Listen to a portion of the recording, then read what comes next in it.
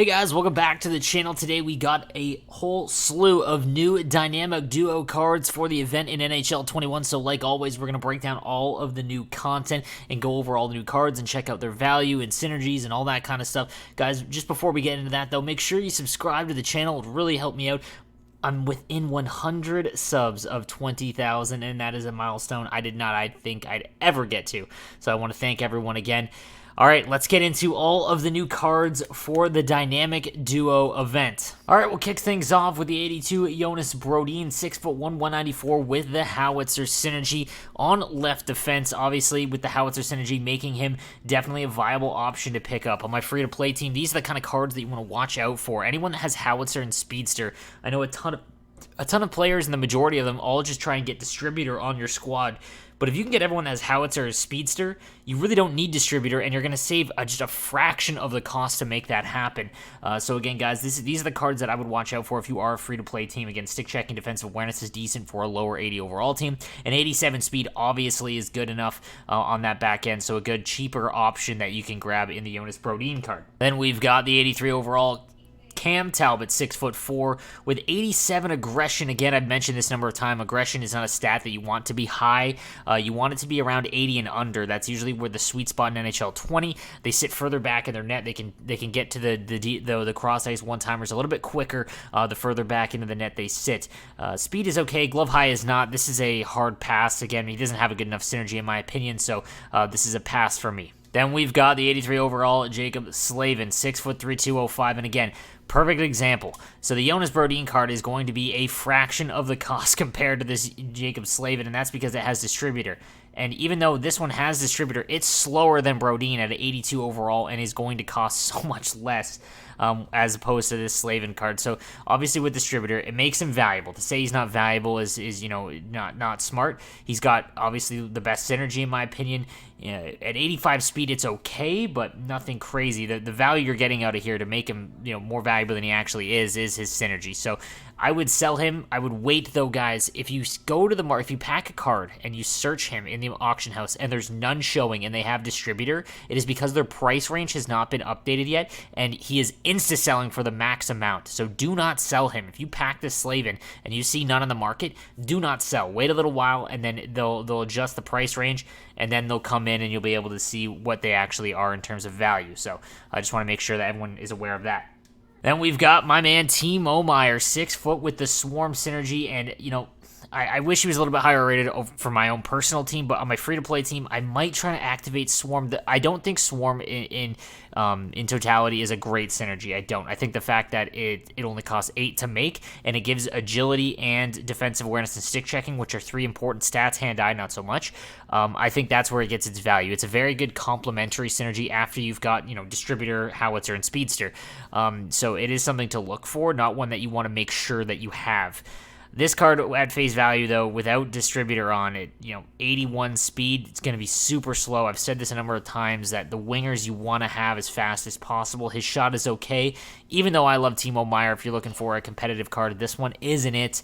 And again, I just don't think that his skill set is going to help you out very much. Again, slower wingers in this game are not all that powerful. Got the 83 overall Dougie Hamilton, 6'6", to go with Slavin. It has the Distributor synergy. This card is going to cost a ton. Dougie Hamilton cards are great in their own zone. It's 6'6". You'll be able to bump everyone off the puck. Distributor, obviously, making his speed 87 is key. His shot is above 80, which is nice. Passing and puck control are above 90. His defensive awareness and stick checking are kind of low, however. Again, I don't think this card is worth grabbing for the cost that you're going to have to spend to get him. If you pack him, wait until he's on the market and you actually see he is going to cost a ton. Then we've got the 83 Matt Dumba, again with the Howitzer synergy, 86 speed, 87 agility with Howitzer activated. Honestly, guys, everyone should have Howitzer and Speedster activated. I just want to get that out of the way. Those synergies are so valuable to everyone. Everyone that has it doesn't matter your price range, those are so key because those two synergies impact all of the stats they impact are important. Speedster, obviously, I believe it's wrist shot power and speed. Those are great for wingers. His Howitzer is everything. Like, no matter what position, it's great to have Howitzer on. So just keep that in mind. 85 stick checking, 86 agility, defensive awareness. A great card. His slap shot accuracy is rough, but the 90 power with Howitzer on is nice. but an all-around great right-handed defenseman card. Anyone that is looking for one, in that same range as like the Halloween Chris Letang, guys that can't afford the Master Set ones, this is a good option. To go with Timo Meier, we've got the 84 Logan Couture, 6'1", 205, and again, with the Swarm synergy, his speed is 86, which is okay. Agility bumping up to 91 with Swarm. His shot is in the mid-80s. I wish his face-offs were higher. But you're going to have to use him on the wing, and his speed is, kind of just at that threshold that you need, in my opinion, to be usable. Hand stats are in the mid-80s, body checking's low.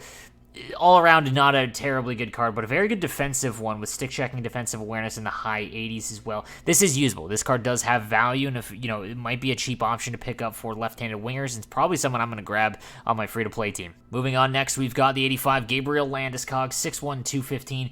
With the Gladiator synergy. And again, Gladiator, I've said it a number of times, not really one that's all that important. And again, one that not a lot of people are going to have activated. As a winger, a pure winger, 83 speed, again, is on the lower end, although his shot, even without Gladiator, again, in that mid-80s, not something that's terribly going to help you out all that much. 85 speed, or 85 hand stats, just a really ho-hum card. If you had Gladiator activated, body checking 87 and 90 strength and slapshot power 89 is nice. Like, if you have it activated. If you don't, he's just going to feel a little bit sluggish, I think, and not really something that you're going to, I feel like, going to be, worth the cost to get an 85 overall card. For him, we've got the 86 Tyler Seguin with the Light the Lamp synergy, and again, one of those synergies that's complementary. Like, you're going to get this one after, focus on getting Light the Lamp after Speedster, after Distributor, after Howitzer. But if you do have it activated, 87 speed, acceleration, and agility, 88 and 89. His shot above 90, even without the synergy. Hand stats above 90. Tyler Seguin cards are one of the better right-handed winger cards in the game, just for base cards, and even if not just a base team. Face-offs at 81 mean he is usable at center. I'd still rather prefer him have him on the wing. And if you have Distributor activated, up to 80 or up to 90 speed is extremely nice. This is going to be a card, I think it's going to cost quite a bit. I'm curious to see where he falls in the market right now. Don't know if there's going to be any up there. There isn't, because, again, the price range is not accurate yet. But this is going to be a nice card for sure. I don't know if the cost is going to offset what it is to get the base one, because the base one has Howitzer, which makes him better even with the +1 upgrade to everything. So keep that in mind. Then we've got the 86 Mikko Rantanen, again, 6'4", 211, elite size with 84 speed, acceleration, and agility at 87. Shot in the high 80s, hand stats all right around 90, and stick checking at 88, which is nice. Again, Gladiator, if you can activate Gladiator, it makes him kind of a force when you consider his size. But again, like I've said, I don't know if you're going to be able to activate that. For a winger that's that big at 84 speed, it's going to feel sluggish unless you have Distributor. Not a card that I'd recommend. In his own zone, however, he's going to play really, really good. Then we've got the 86 Henrik Lundqvist, 6'1", and this is a card I'm excited to try out, because we finally have gotten a card where the agility or the aggression is so low, you have to notice it. He is going to sit really far back in his net. And he does have a decent glove high to make up for the fact that, again, because you're not challenging the angles, the glove hand side is usually what takes the brunt of that. But 86 speed is great, as well as his positioning at 86 and glove high and stick high at 86 as well. And aggression way down at 68. I need one of you guys to tell me, anyone that uses him, how he plays and if it's really noticeable. Because 68 is by far the lowest usable card that we've had, and one I'm excited to see how it goes. And then finally, we've got the 86 Jamie Benn again with Light the Lamp, 83 speed, acceleration, just really sluggish. I think at 6'2", 209. He's got a great shot. He has to be paired though with someone really fast, a right-handed winger. Like if you have Guy Lafleur, and you're a free-to-play team, but you went and got Guy Lafleur, and you're looking for a good left-handed winger, Jamie Benn could be paired with him. But again, it's just you're not taking advantage of the fact, the I don't want to say meta, but the advantages that you can get by having a fast winger. If you are someone that controls the play, like get into the zone, have tons of TOA, this card could have a lot of value because his shot is really nice, and he's got 87 body checking to go with that 6'2" frame. If he had a synergy that was more impactful, it might be a little bit different, but with Light the Lamp, again, it is, again, not one that you're going to focus on too much, but still a very good card, but I would probably sell if I packed them.